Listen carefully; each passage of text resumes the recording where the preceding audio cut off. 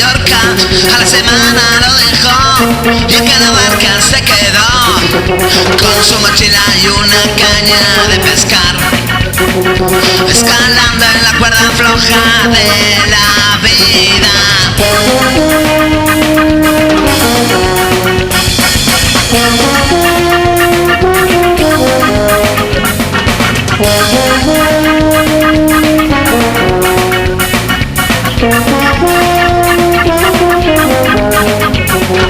Paula vino de Madrid para 4 días en abril. Lleva 8 años y se siente muy feliz.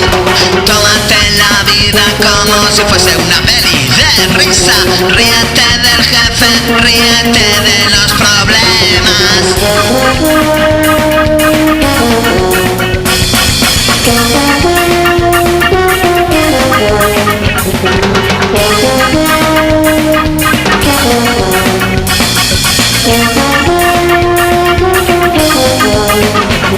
Ramiro plantaba como cada año y al llegar la cosecha le ponía la fecha.